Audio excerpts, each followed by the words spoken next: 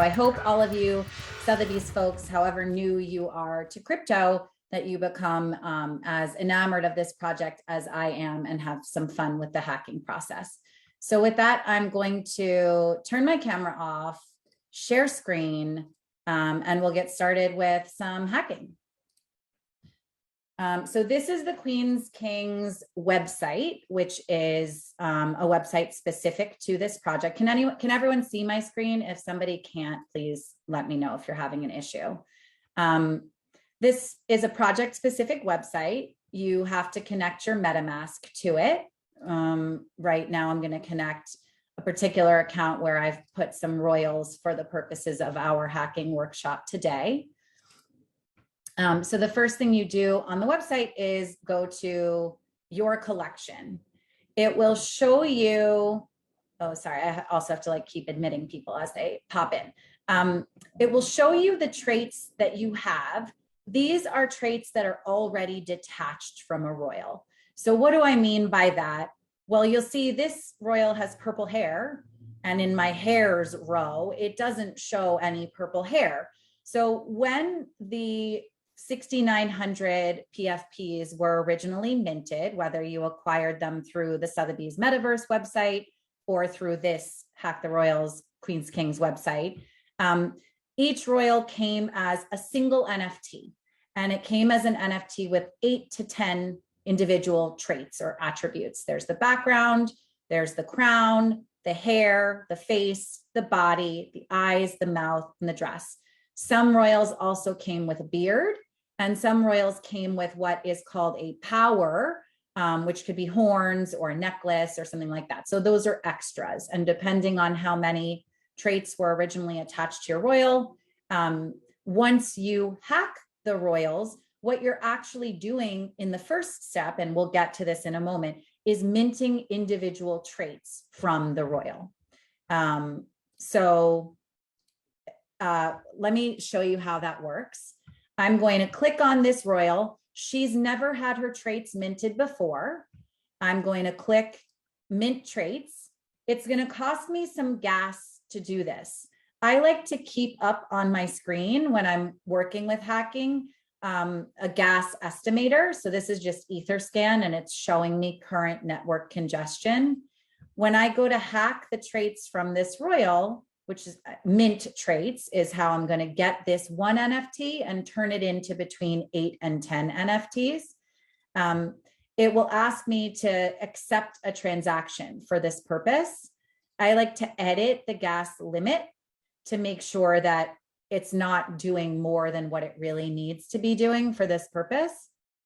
So right now, network congestion is, the low estimate is 56 and the high estimate is 61.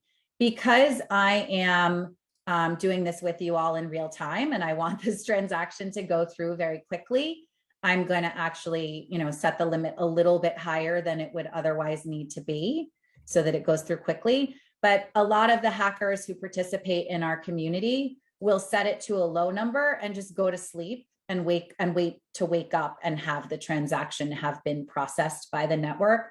So just be aware that you can play with that.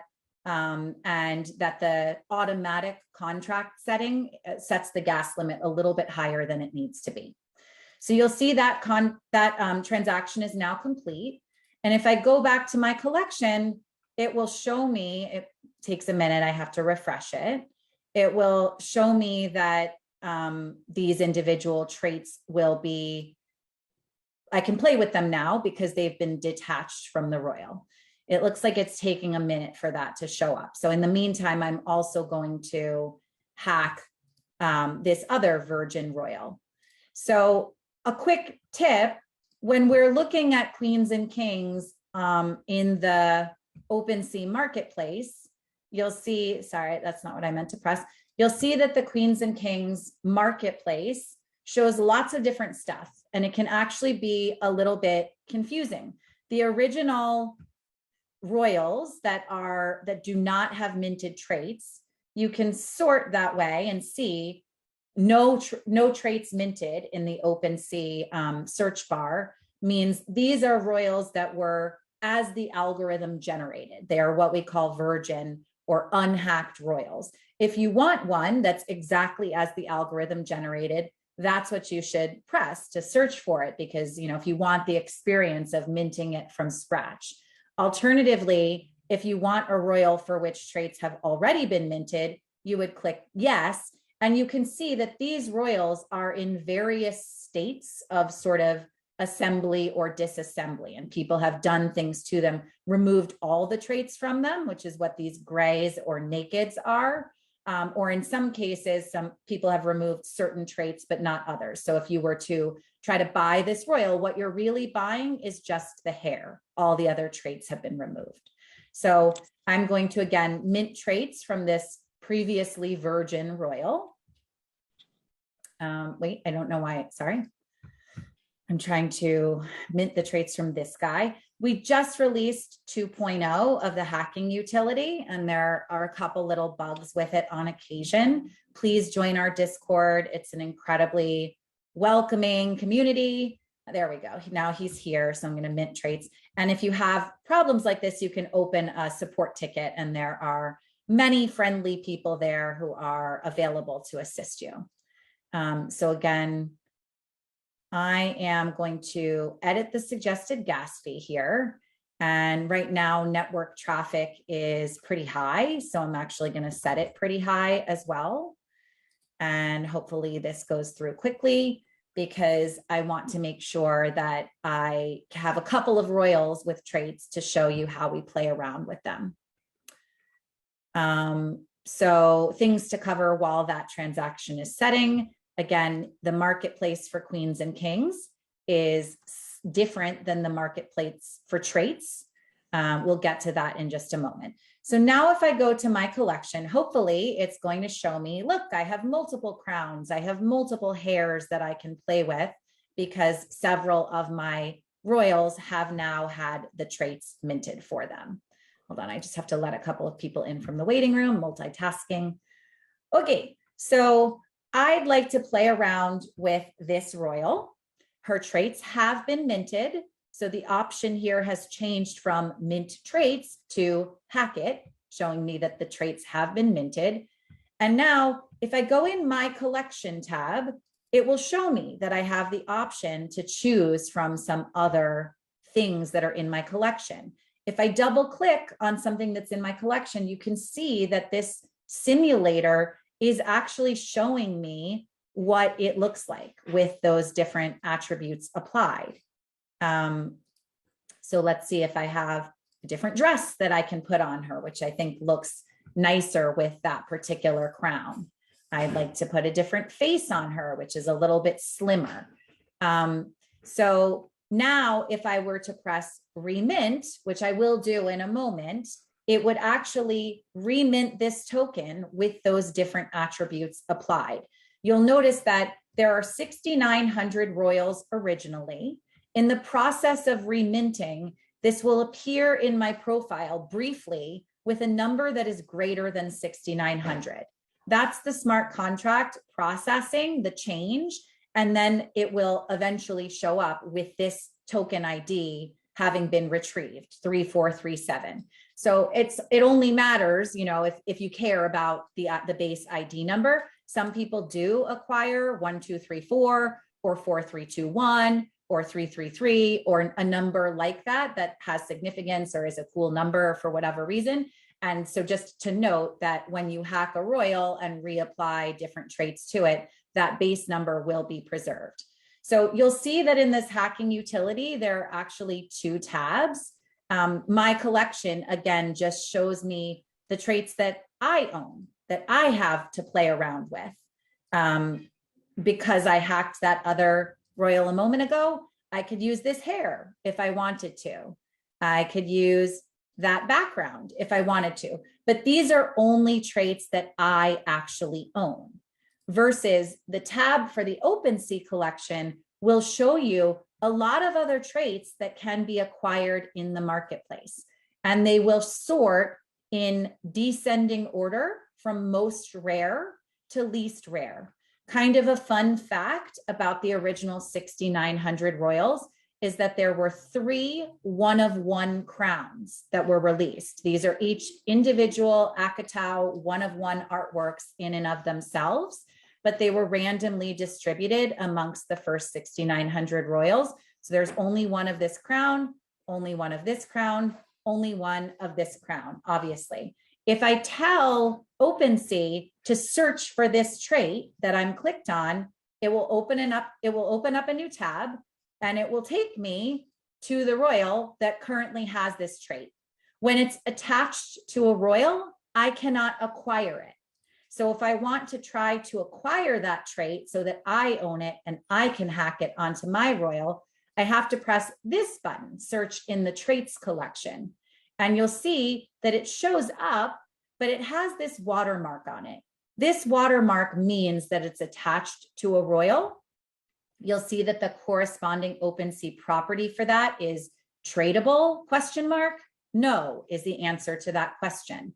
So if I were to, OpenSea will let me put in an offer on this, but it won't complete that transaction unless the owner actually detaches it from the royal that it's currently attached to.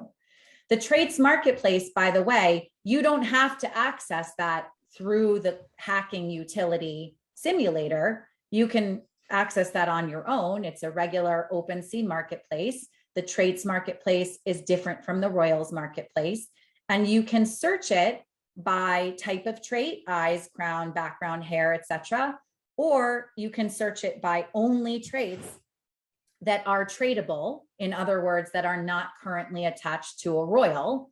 And you can, a way that I like to sort it is actually by things that have been recently created, because then I know somebody just minted a royal that contains these traits and they've detached this, and maybe they're available to my trying to acquire it, right? You'll see that sometimes in the marketplace, things do sort as tradable, yes, but they do still contain the watermark.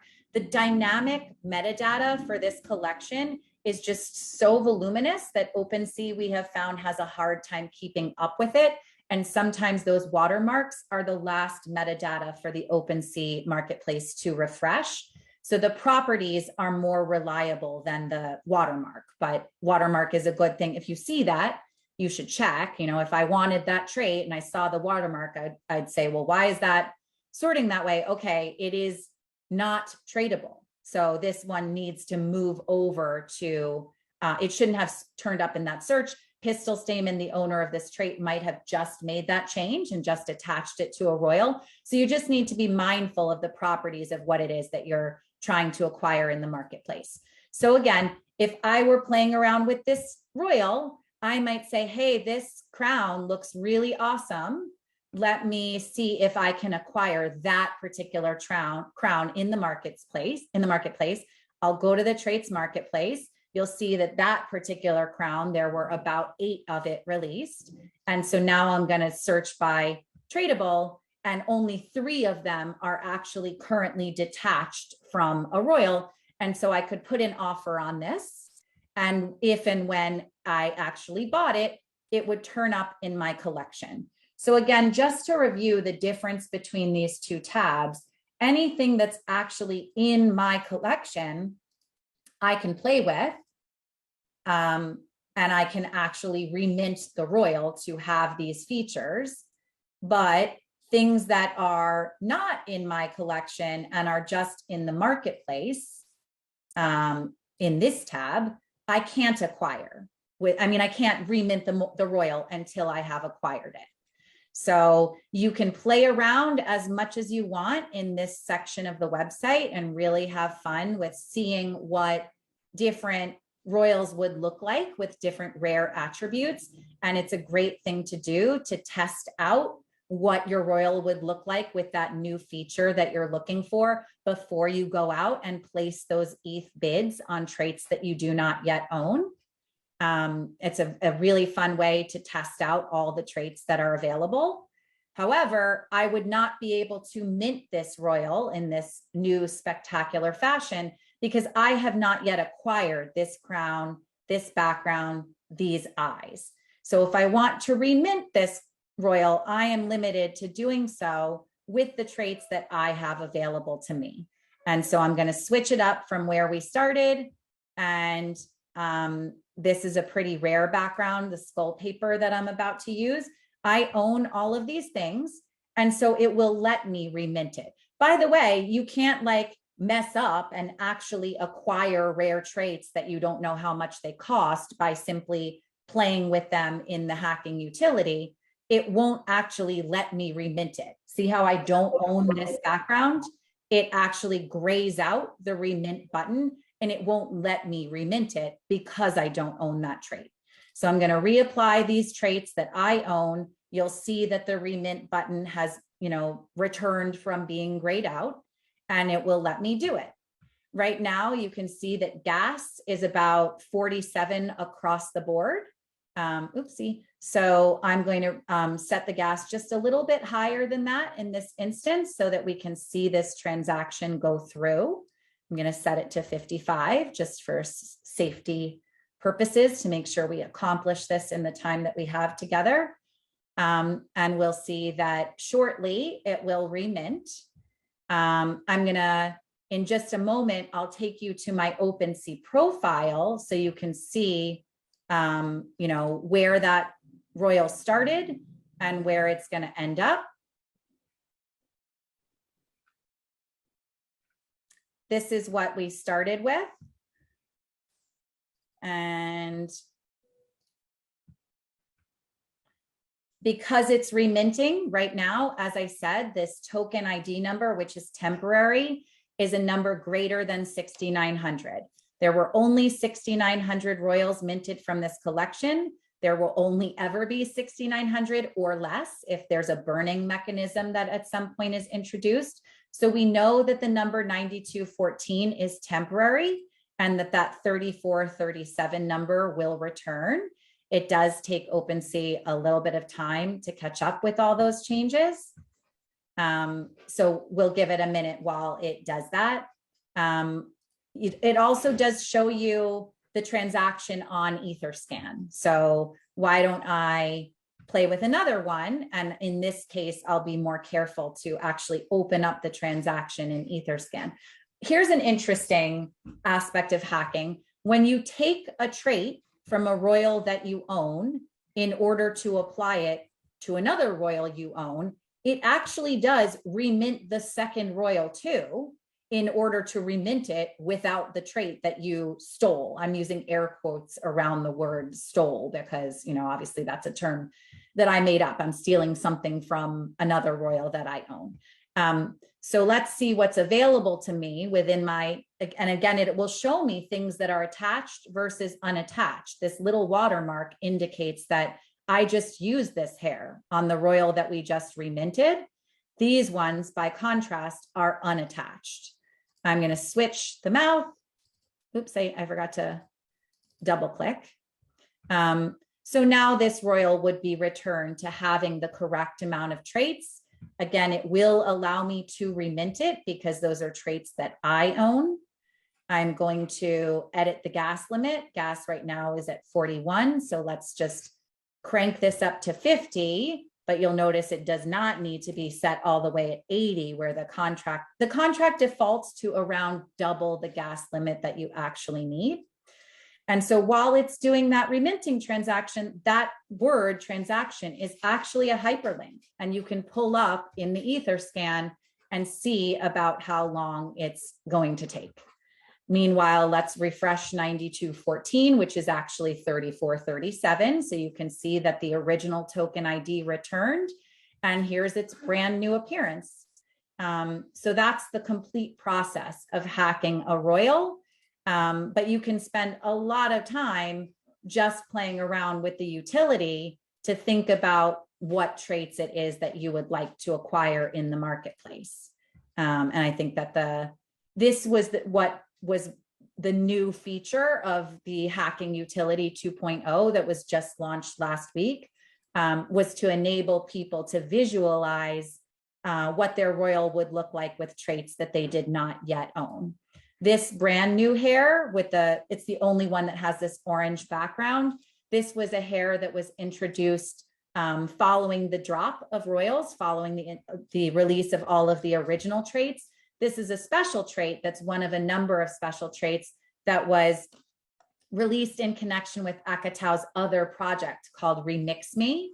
And over the course of the roadmap, if you look at I'll open this in a new tab, the roadmap for the project includes other traits drops, including for other kinds of projects that Akatau also has in play. So Hack the Borders is another project that there will be traits released specifically in visual relationship to. And there's a traits drop coming later this month for people who hacked and spent a lot of gas on hacking, gas warriors, or for the first 500 hackers. So the project is extremely dynamic, and the number of traits that are available to participants will continue to increase. I'm going to stop sharing screen, and Sandy, maybe you can fill in with anything that I forgot to talk about. Thank you so much, Megan. What makes Queens and Kings different from any other avatar project is that Akatau is giving the possibility to collectors to compose and customize their own avatars. As you have seen, traits has been randomly allocated and algorithmically generated during the 2 drops. And I suppose you participated in one of those. And now what you can do is that you can recreate the avatar as you want. So Akatau's approach is always to give life to something innovative, experimental, and unconventional. They are taking a lot of attention to the innovation system, and they don't want to repeat themselves, but they always want to create something new and involve the community and involve the collectors in something unique. So that's the reason why this is not a PFP project. This is an artistic project using PFP technology. So that's the substantial difference among this kind of project. So this is the reason why also this mechanism might be a little bit more complicated, but is what differentiated this project to any other PFP project, giving more value to the project. Queens and Kings has been developed together with NFT Studio, that is our technical partner, as well as supported by Sotheby. That's the reason why we are here tonight and today with all of you. The roadmap is ever evolving. We have lots of surprise coming on. You can already see something as Megan shown you in our website, but we really want to increase this project with collaboration, with artistic collaboration, with new trades, with new charity projects. So there's an ever-evolving roadmap. So this is just the beginning. And what we presented tonight was the HackTheRoyal 2.0, because we understood that a sort of preview and simulator might be useful for all the collectors to avoid wasting gas fees, trying to do some hacking that maybe they didn't like. And as the reason, one of the main reasons of this project is to recreate some avatars that we really want to have. This is an essential tool that might be very useful and to start displaying this game. As Megan said before, during this preview, you are not buying anything, you are just trying, so you can try whenever you want. And as she said, she gave you a tips that you are not obliged to finalize the process when you are starting doing the hacking. So if you understand that the gas fee are too high, you can set a maximum limit on the gas fee, and you can go ahead with transaction later on, maybe when you are sleeping. So you are not wasting too much money or interrupting totally the hacking if the gas fee is too high. So just to resume, there are 3 collections, one with the main Queens and Kings avatar, one with the Genesis that are the previous avatars algorithmically generated, but there are such a sort of ghost. And there are a 3rd collection on OpenSea that is the collection of the traits. So when you're doing your HackTheRoyal 2.0, you are direct to this OpenSea traits collection, and you can buy inside this collection the traits you want, but you need to see if the trait is attached or not to an avatar, because if it is attached, you can't buy it immediately. So you need to search for these attached traits, but seeing all the traits available, so even the traits that are not, they cannot be bought in the meantime, you can have an overview on how huge is this collection, and you can maybe starting to consider it in future hackings. So this is an overview. We don't want to be too long, so that's the reason why we try to keep this workshop in 30 minutes, but we really would like to organize several other workshops, maybe with new functionality around this project. So for example, next month, we will release a new option that is the freezing option that allows collectors to have commercial rights. So you might create your own collection with the avatars that you have frozen. So that might be another interesting workshop that we can do in future. So feel free to ask for questions if you have any doubts right now, or to join our Discord community, where we are very active to see what is going on every single day. Hi, could we ask a question? It's Candice here. Sure. Yeah, of course. Go for it. Yeah, the question that we want to ask is, I think we made a mistake when we tried to hack HackTheRoyal, because when we went to the site, we saw the stuff that was in our collection, and we played around with it and created the royal that we thought that we wanted. Then we came down to the bottom and it said mint, and then we clicked that and obviously paid gas. And then when we looked in our OpenSea, we still see our existing royal with all the detached pieces. So basically, I think what I can help. So I think you joined a couple of minutes late. There are actually 2 steps to hacking the royals, and maybe I'll share screen again, and I won't be able to do the whole thing because I only had a couple of virgins and I already reminted them today. But basically, the first time you're ever hacking a royal, you will see something that says mint, and you have to create individual NFTs of the traits in order for them to be swappable and for you to be able to play with it. It will let you get in this utility and play with things, but if you have never minted your traits before, then the option down here for mint, all you are doing is creating individual traits, individual NFTs of the traits for the royal that you own. And when you were selecting things from this screen, you were selecting things that were available in the marketplace, but that you did not necessarily own yet. So it will let you play around in that way. But if this royal was virgin, then this button would say mint, and all that first transaction would be doing is creating the traits for your royal. But you haven't lost anything by doing that, because you would have to do that in order to swap new traits on.